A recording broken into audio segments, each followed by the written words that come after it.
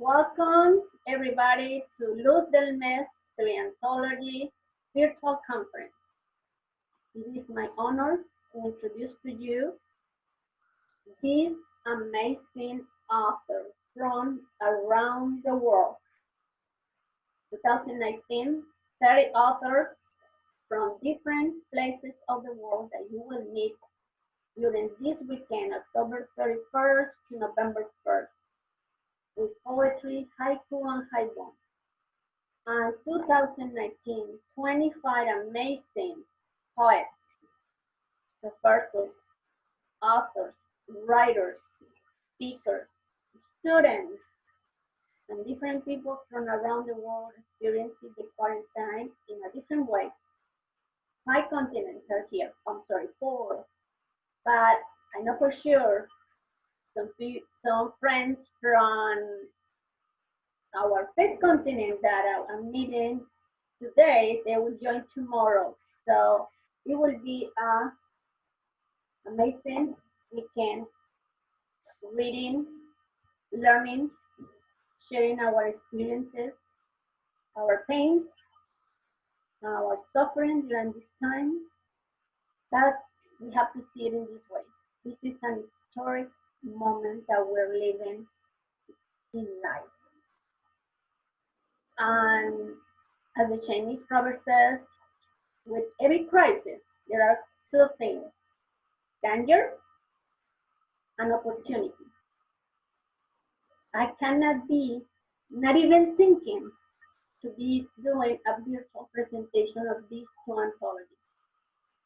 It was supposed to be in Japan, in Greece last year, Japan this year. Nothing was possible, but now, through this amazing platform, Zoom, we are here today.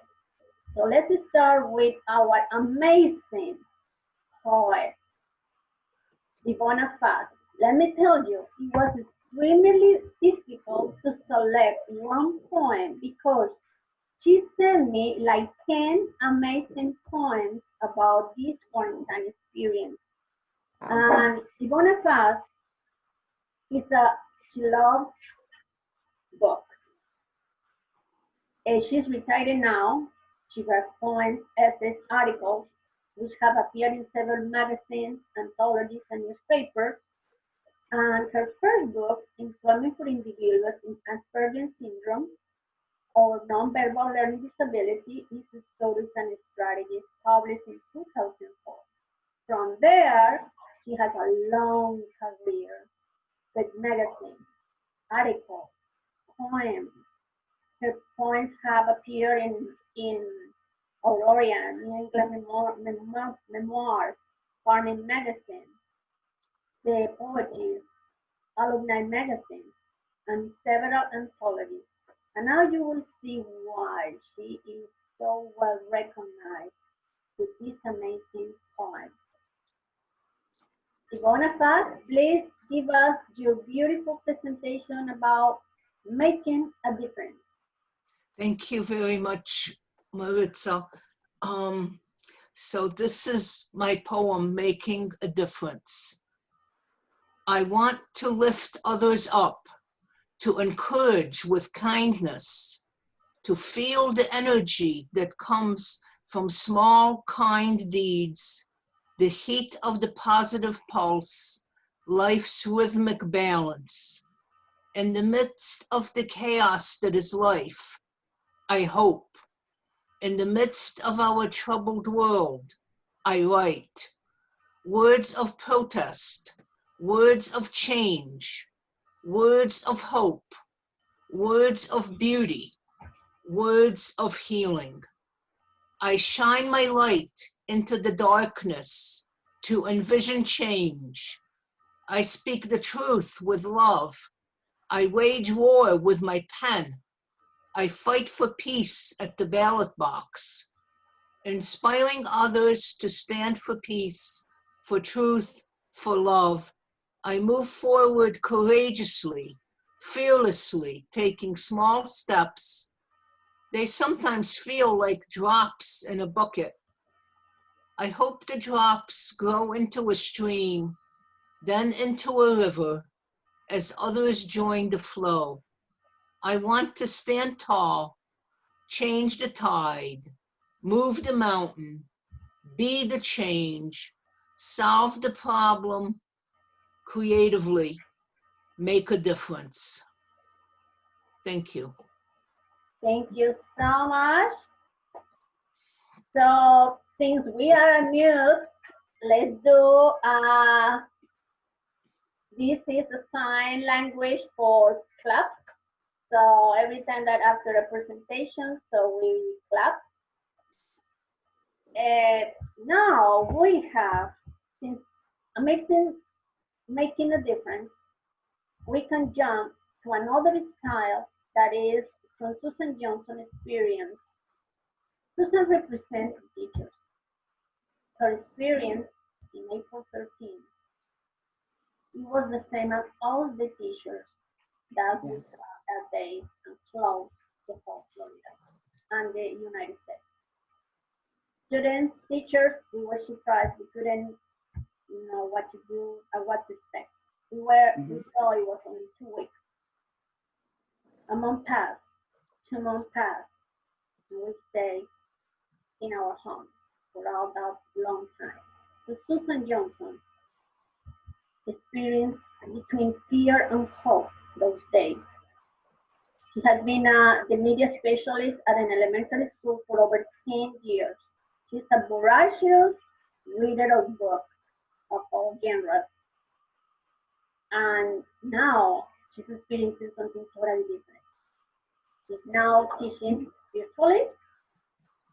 She's now experiencing a library virtual experience. Yeah. So please, Susan, read to us between fear and hope and let us know your experience now as a virtual librarian. Thank you, Susan. Thank you. Thank you for having me. Yes, I did understand, and we all felt that way as educators, what was going on during the time. And so I did come up with a piece called Between Fear and Hope. And it just kind of captured my experiences up until that point, towards the end of the school year, as well as heading into an unknown summer. All right, so the essay begins. Friday the 13th of March 2020 was uneventful. Little did I know what was about to happen. Over the weekend, the superintendent made an announcement that we would not be going back to school on Monday. School will be closed for a month. The lockdown began. Next started the race for supplies. I knew that antibacterial products would be in high demand, but toilet paper became gold. Toilet paper, no toilet paper. Someone started a rumor that everything would be closed. People were stockpiling. The anxiety began. I thought I have enough of everything, but only time would tell. The fear of an unknown virus was paralyzing. At first, its victims were the elderly, then those with compromised immune systems. As the news reported, I wondered about about the healthy father who didn't survive.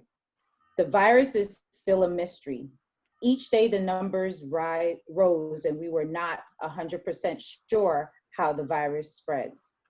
Wash your hands, stay away from others, wear your mask in a group. Don't touch anything. It all sounded so simple. The fear leads back to being anxious in public situations. I pondered, I take precautions, but I cannot control the others. Work online. Although I love technology, it took some getting used to working with my students online. I feared that they were missing out, but I feared for their safety if we were together. Then hope seeps in. As the lockdown continued, people have begun to pay attention. They paid attention to their children and families. They interacted in creative ways, at home and online. Some have said, back to the basics. I have noticed that there was a pure enjoyment of conversation, the hope of a better understanding of people and how we can come together. Throughout the lockdown, I teeter between fear and hope. As the struggle continues with the reopening, there is a spotlight on several debates. Mask, no mask, unseen injustices, and flattening the curve of the infected. I am not sure how this will end, but I hope that we will learn from it. And that was it. And thank you so much, Susan. Thank now you. tell me, what is the experience now as a virtual librarian? What are your experience and working with the students in this way? Well, I'm in an elementary situation, so we are also the elective or special teachers. So we do still do the specials every day for the classes online, and for students on campus, we go to those rooms also. So we're teaching just online. And now that has been the difference, able to share the books with the kids. We push right online now with ebooks. We have a little library, but I miss the actual interaction with kids and books and technology all together instead of so separate apart. Yeah. So hard. they are not able to check out books?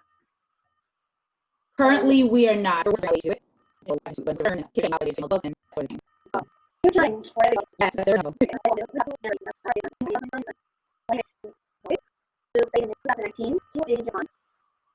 in 2019, and she is really an expert on Haiku. So she was last person to learn Solis because she has a special part that she doesn't do it. Because we have to especially as all figures, she has some great capacity with the GLP and after that, she gave a 4 line to the home. I just want to explain about us. What is this about? Because it's really a very interesting method. Haiku and poetry is a really interesting way to let it go out. Cindy, Colorado, she is from Japan, and you want to tell us about it. I have one thing to about your friend. I don't know. He is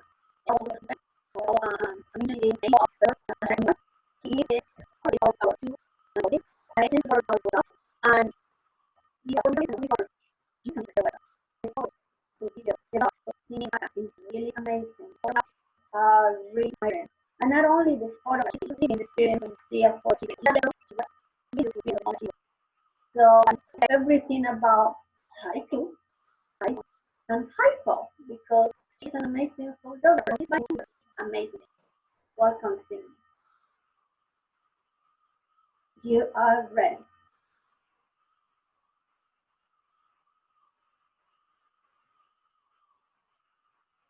Yes. Okay, so I'm now the Haibun from the tri-anthology, LuzDelMes tri-anthology 2020. And I'm going to be here as my virtual conference. So I don't think I'm on here. So I'm so yes, my experience, my experience is intense. Just I had a couple of years in Japan, really loved it. So I stayed for a while, and I started friends. I'm not to Canada. I really learned so much. I'm very grateful, of course, to Stephen Gill of the Hailstone Haiku Circle. Where I know nothing about I'm an expert, but I'm definitely a not in my and that's December 1st, and next thing, COVID. So it's been a little difficult to adjust. Here we go. Oh, the one thing about this experience, and yes, we've been isolated, and music always keeps online. And I felt very disappointed to our days and the earth and our connection to everything. Because I was talking and our minds are out there, but haiku is that flash, that inspiration from within. So I feel that my experience of, I'm a natural introvert, so a writer and don't go out much to begin with, but haiku enables to get out in nature and experience your bodies. So quarantine haiku, and I'll play more about it. I write from the weirdest COVID-19 world, and quarantine is morning meditation, soaking the second floor nature garden and writing haiku. That's your Haipho, and I meet on an owl hooting humid madness just before dawn. Then I'll take a walk with my little dog around Lake Osana near our home, see what nature has in store for me each ascendant.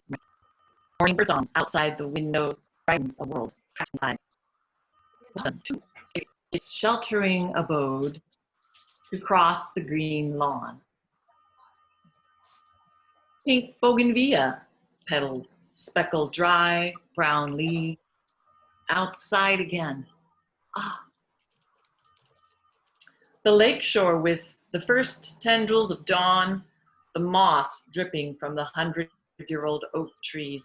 Always there is something to rest my mind and get a little bit of eternity and peace simply by being with nature. And nature has two faces, benevolent and malevolent. This, like COVID-19, I accept as part of nature and transform it into art. Haiku. Ignorance is bliss. A mother boar hen foraging with her chicks. Water moccasin, snake gliding, gliding, and circling, circling. Comet crossing the sky. Everything is stardust. My body, heaven. Wonderful, wonderful. Wonderful. Very nice. About the very nice and important that you explained very nicely in the LuzDelMes 2019. Yeah, so this is give my little speak here now. Okay, so Yes, when I first, I learned haiku in like 7th grade. It's a great way to teach kids to write, and it's also that 5, 7, 5 we're taught. Those syllables, which are typically Japanese, and it's a great way to also, have a challenge of writing with that 5, 7 haiku 5. And my first trip to Japan, I had never really done any more haiku, and I did take pictures, and it was an intense, overwhelming experience. But I made a little mini handmade book and wrote haiku in the 5, 7, 5 haiku style, and I had a nice experience making all that. Then come along, I came to Stephen Gill's Eigo no haiku classes. I took some in Kyoto as well as Osaka, and Stephen Henry Gill. I learned so much about English and haiku, which is like a English haiku, and it was like an ESL class, English second language for Japanese, and I love them so much and miss them right now. And so here, their little pamphlets. They're big on publishing too, Hailstone Haiku Circle, and they have a lot of wonderful books. I hope you can look up. And they have the blog is the Icebox. You can search for that, Icebox, the Hailstone Haiku. And you can even enter your own monthly haiku on there. So a wonderful group. So I owe everything I know to him. And the first thing I learned about haiku is that in English, you don't have to have the 5, 7, 5. And I like doing it just because my mind, 5, 7, 5, and also you think other people don't, they think it's 5, 7, 5. So if I'm going, people outside Japan, they're gonna think, well, that's not haiku. But the reason to get away from 5, 7, 5, and this is Jack Kerouac, whose house is just up the road here in Winter Park, Florida, that he felt, English haiku, he popularized or said that it should not be 5, 7, 5. And Mr. Gill would say, because the range of expression in English is more difficult than that 5, 7, 5, which the Japanese language is conducive to, and for which reasons I can't explain now. But so it makes it a little more freer that we could express rather than limiting it into that 5, 7, 5 syllables. I work with that because it is a challenge and to be freer. But also you don't have to have it in 3 lines. You can do 4 lines. Again, because the rhythm or, the breaks can make it the way you want to express it. Or modern haiku now is like a whole line. Or it's, just 1 line or 2 lines. It doesn't have to have so much rules. But the important thing about haiku, according to, the Japanese style I've learned, is that there needs to be an element of nature, shizen, because it is our relationship to nature. And they have something called a kigo, which is seasonal. Like right now in fall, the moon, the harvest moon, the August moon, that we know it's fall. Or naturally, if you talk about cherry blossoms or sakura, it's spring. So there's some kind of an element of nature typically in the first line. And then the second line will come And it like there's another thing called the kiri. It's the cut. There's like an element of surprise or reversal or something. In English, it would be a hyphen, and then by the third line, it'd be anything you want, really, a sense of place or something to continue with your experience. But it would also ideally, again, this more traditional Japanese haiku, lead into linked haiku. That last line is almost like a little inspiration for the next person who would read your haiku and then add on to it. It's a very popular. Poetry is a national pastime. Even the emperor writes haiku still, and death haiku as well. And it's also for everybody, the people. It's not just for some artists or published poets. It's for everyone to connect to nature. And again, it's that flash of inspiration. If you're thinking about it, that's gone through the intellect. It needs to be through that intuitive, boundless connection. So I've learned that from the elements of haiku from Mr. Gill. So, and then of course, the beautiful thing about haiku is it's so related to washi paper and ikebana and shodo, Japanese calligraphy. It's all related to poetry, and that's a beautiful thing that everything is really connected. Now, and then we go to Haibun, which I never even heard of. So I just read you a Haibun because I find, as a former journalist and writer, I write really long, and then these days you have to write really short. And haiku is that perfect short, today's attention spans to connect them to nature. But the Haibun, we look at Basho's Narrow Journey to the Deep North, which is like the famous, original, narrow road, the narrow road to the deep north. And it's prose. So we have prose written in a poetic style. It was really a travel log for him, something to explain his experience. And then it's broken with a haiku. And then maybe another piece of short prose. And then there's another haiku. So some kind of interspersed with the prose. Or you can have just a short bit of prose and one haiku. So it is a wonderful way of telling more and describing the circumstance that inspired the haiku. So I hope you all can read, Basho's poetry. So Basho's is the most famous one, at least from the West here.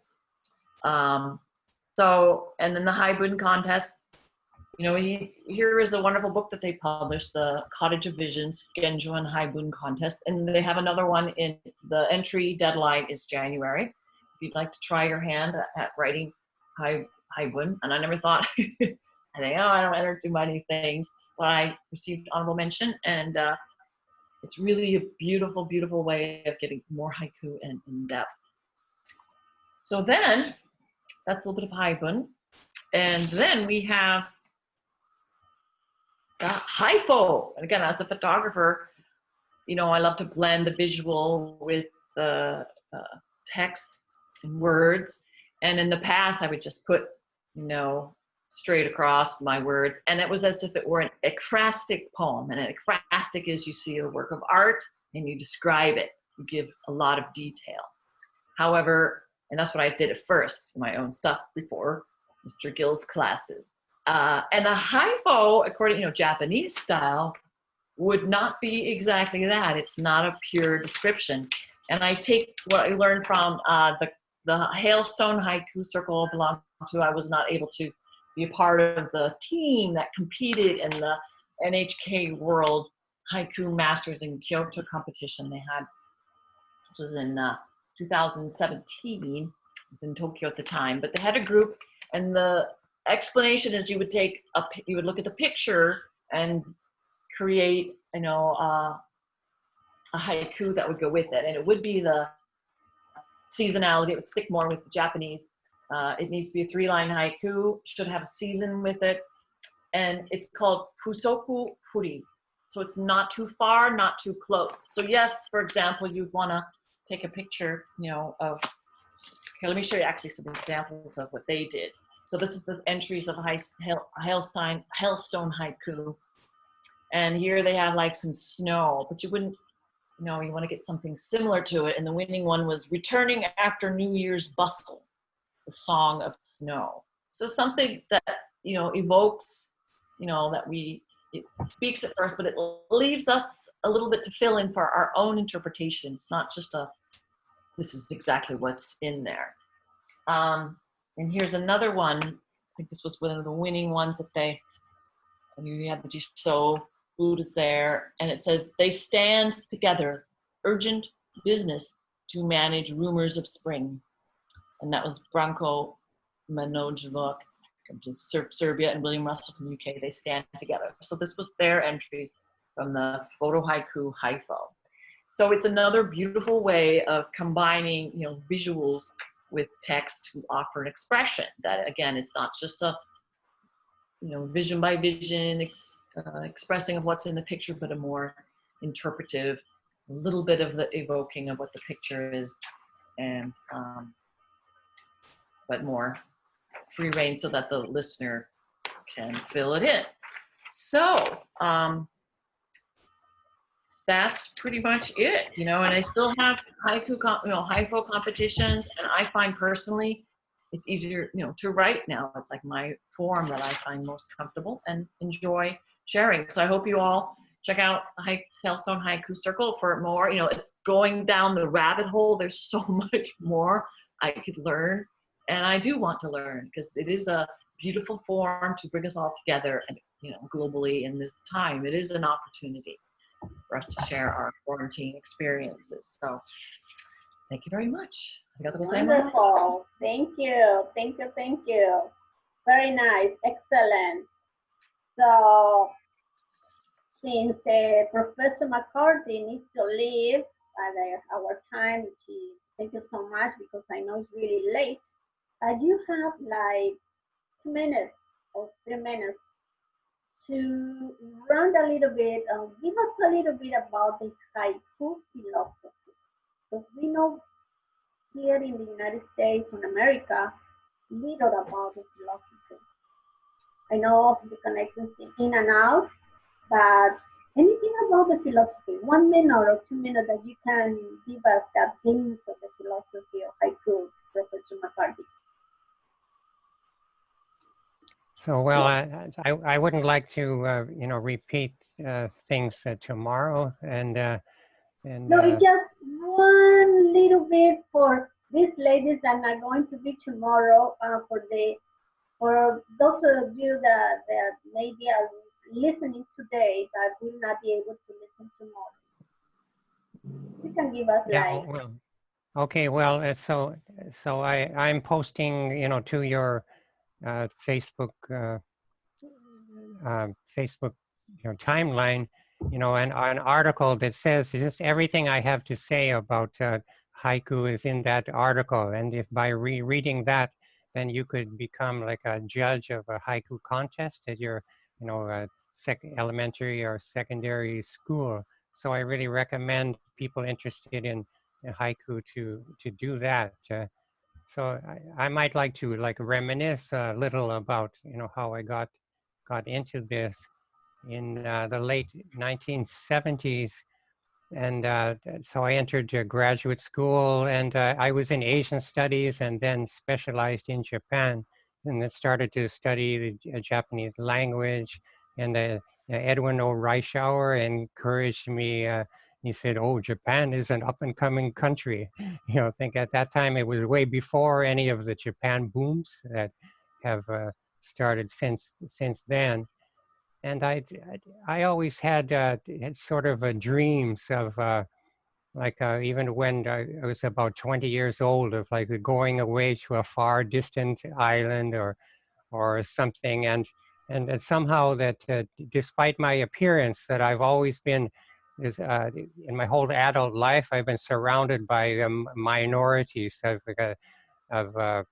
the Jewish friends and lovers in Boston when I went to Northeastern University, and I've stayed in like Taos, New Mexico, and all over a place in the U.S. and I lived in Hawaii for a long time, and was surfing with the Hawaiians and so forth.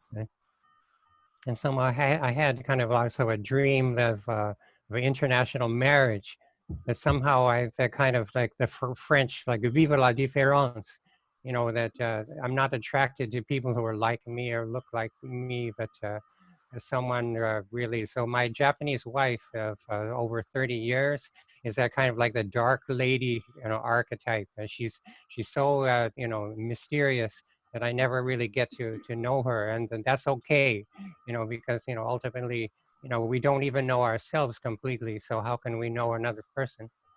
You know, but so I think that I don't have any, all my dreams have come true, I could say, you know, that being able to become an academic and expressing myself.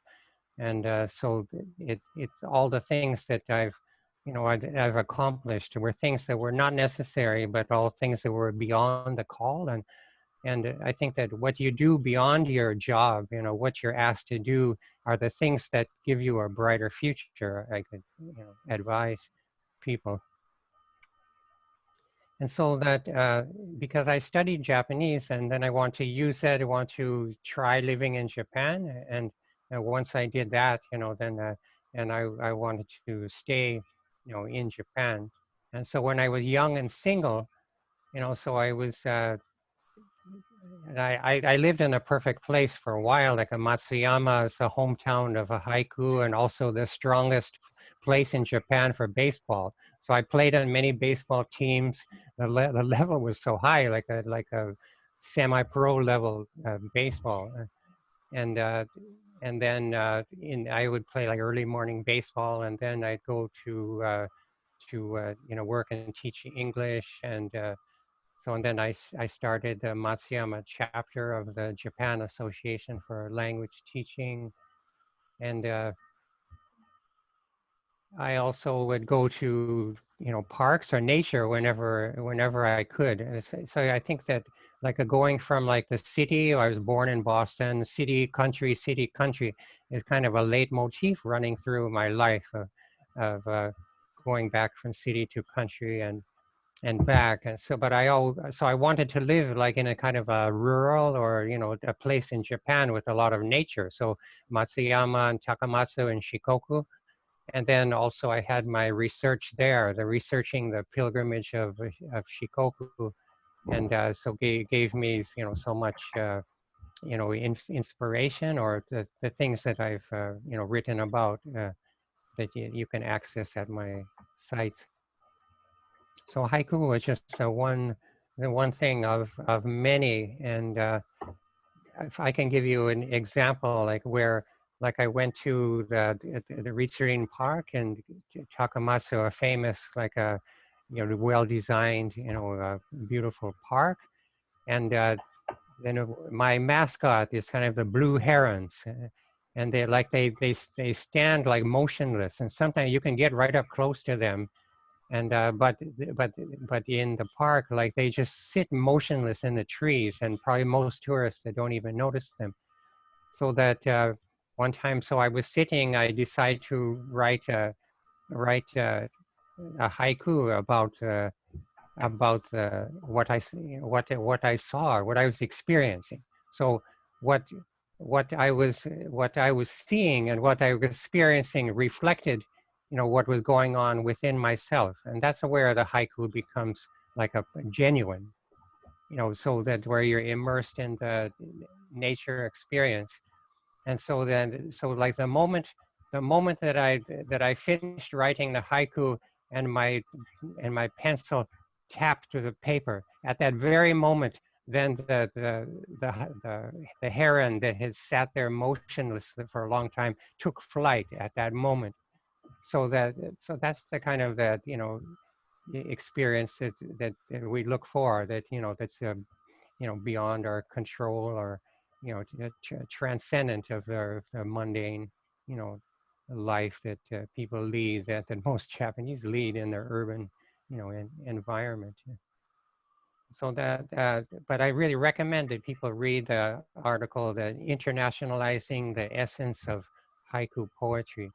It has all that I have to say really on the subject of haiku. And otherwise that, well, bilingual people can read you know, haiku in Japanese also, but that article is in English, and I think that it really says everything that I'd like to say on the subject.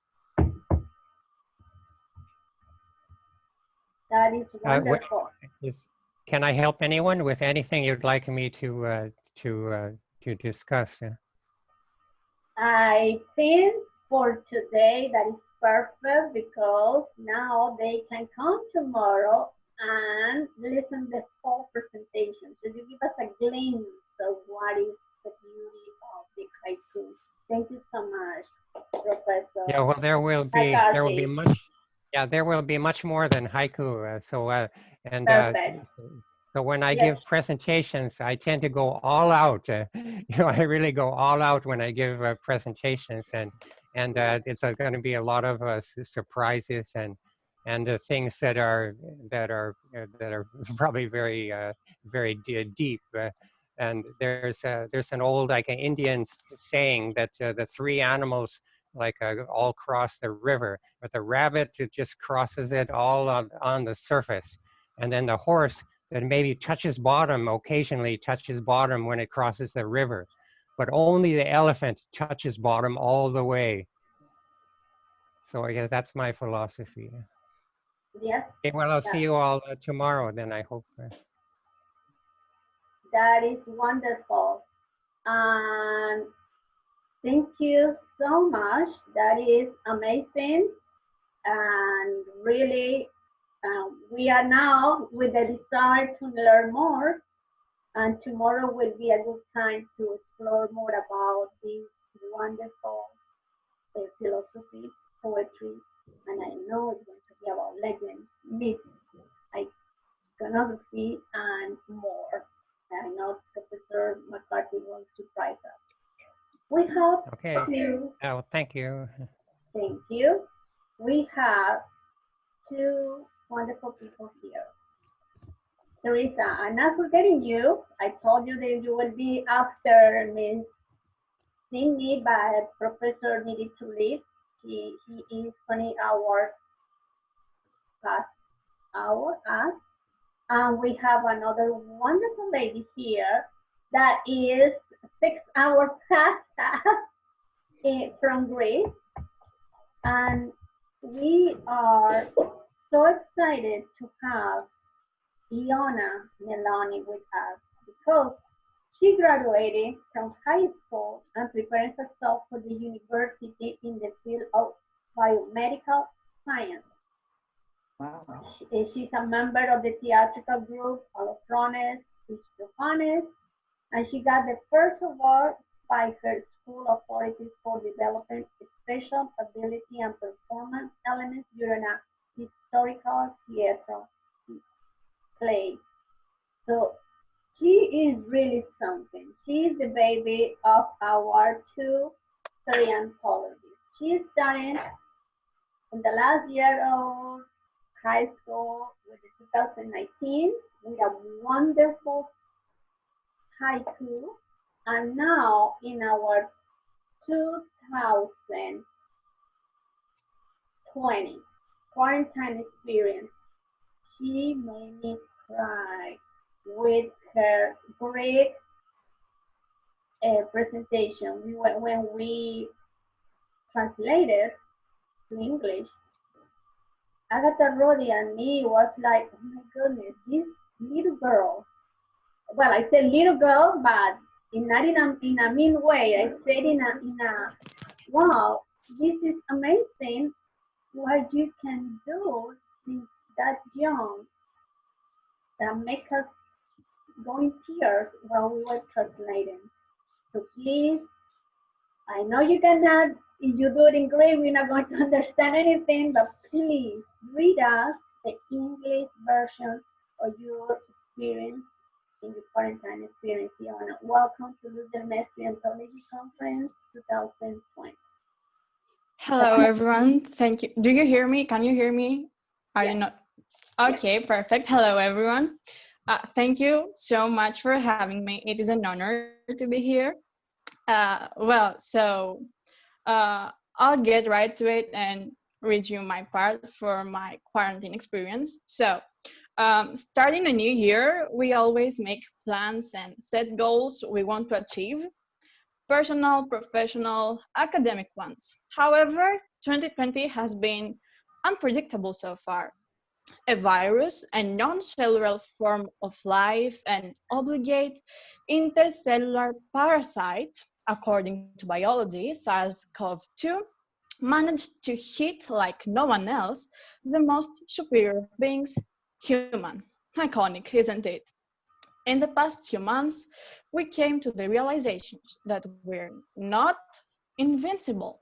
Our plans changed, most of our goals forgotten, and ensuring our health became a priority. And I'm thinking, everything is so insignificant compared to health, but still, until now, health was taken for granted. Apart from coronavirus, racism is also tormenting our community. Especially this year, a sequence of events led to millions of people protesting to ensure the rights of equality so that everyone can breathe. Seeing this year's events from multiple perspectives, I cannot but consider them a sign to redefine our values and goals. 2020 gave us to become better. We learned the hard way to appreciate our health, our freedom as humans. Thank you very much. Wonderful. Thank you so much, Fiona. Did you see how Thank beautiful experience Thank you. we are having? I know it's tough. I know it's hard. And maybe we have to go again with a second wave of quarantine. I hope not. Europe is going to experience that next week. Unfortunately, the news here are not that good. The Prime Minister talked to yesterday on the television, and the news are not good. Things are a little tough right now, but hopefully everything is gonna be okay. We stay home and we do everything online. Yes. And now we have the experience how to use Zoom, how to use virtual learning, how to be a virtual librarian and a poet and a writer and a speaker at a hub conference. This is my first time. I have never in my mind imagined that I'm going to do a virtual conference with this platform. And I really appreciate your participation and the participation of all of you that are going to listen and watch the video and the audio that we are going to play after we finish this presentation. We have here someone that I want to hear from her. Teresa, you listen to poetry, to Haibun, to narrative, to the librarian experience, the student experience, the author experience to be in quarantine writing. Please give us a talk and a little bit about you. You have 5 minutes, Teresa. Welcome. Well, hello everybody. It's an honor to be here. Like most American children, I wrote poetry in high school or grammar school and then let it all go away for decades until I lost my job last year. And my good friend, author Ivona Fast, and I have been friends for quite a few decades, and she got me involved in the 49 Haiku Challenge, which sort of revitalized my love of poetry, which had laid dormant for decades while I played with computers. And she said that she was not going to be able to attend the entire session today, so she honored me by asking me to sit in for her. So I'm trying to take notes. I was not prepared to read any poetry or anything like that. I'm sorry, but Not a problem. but that's my life. That's my life as it relates to poetry in a nutshell. I have 2 nephews who are published poets now, so it's in our family, it's in our blood. So I'm looking forward to more challenges and learning more. And I've learned a little bit more here listening to all of you, and it's quite an honor to be here and listen to you. I'm from Rochester, New York. I don't have any much more to say except that being in the pandemic has actually made me grow. People moan and groan about it, and I'm thinking, oh, I got time to do things I never had time to do. Yes, yes, exactly. And that's totally true. And thank you so much, Maritza, for covering for Ivana. And please be with us in the Tree Anthology 2021. Get ready for your poems because I know it's going to be as beautiful as Ivana's poem. Okay. Thank you. To close this hour, I'm going to read the closing of our anthology. The epilogue from our Professor Jan Williams. 2020 will be recorded in world history as the year of COVID-19. The year when life as we know it changed irrevocably for every being on Earth. Scientists reported that a global pandemic was inevitable. That respectful treatment of the planet we depend on for our existence was taking its toll. Our interconnected world and access to ship travel made it easy for the novel coronavirus to spread. Soon, infections and deaths were being reported, growing spontaneously by the day. Lockdowns were put in place, some more onerous than others, confined to their homes. For those fortunate to have one, humanity has responded to humor, despair, faith, anger, compassion, resilience, and intensity. The gamut of emotions and opinions are shared over the World Wide Web, non-stop, 24 hours a day. Another web, the one of life, best captures the interrelationship and interdependence of physiological, biological, physical, social, and cultural phenomena than permanent activity. The human dominance the Earth is now experiencing does not nurture this interconnected web of life. The impact of COVID-19 has opened many people's eyes to this reality as they reflect on what was, what is, and what will be for themselves, their families, and our planet. Every person has a story to tell about how the coronavirus has changed their lives. LuzDelMes Anthology shares the reactions, hope, fear, insight, and lessons learned in quarantine by authors united by the love of nature, harmony, creativity, and world peace. Their contributions from around the globe point to a brighter future where respect and collaboration are the norm and the web of life is nourished. Like us all, they are helping shape the way of the world to come. Professor Jan Williams from Tasmania, Australia. LuzDelMes Anthology is a pleasure to have the first Field Thought Conference presenting the 25 authors and poets and introduce also the 30 amazing authors, Haiku Poetry, LuzDelMes 2019. Get ready for 2021. Because in 2021, we will write about how we survive a pandemic. Because we are going to get rid of this, we are going to survive, we are going to be together, and all these tools that we have right now and that we are learning are the tools that are going to help us get through this process and be well next year. So thank you. Arigato. Thank you. Gracias. ¿Es correcto? Tell me. That's Yes? correct. Okay. Thank you, thank you, thank you. We close this hour and we wait you for the afternoon session in Spanish, and tomorrow, November 1st, the session in Greek English. Thank you. Thank you.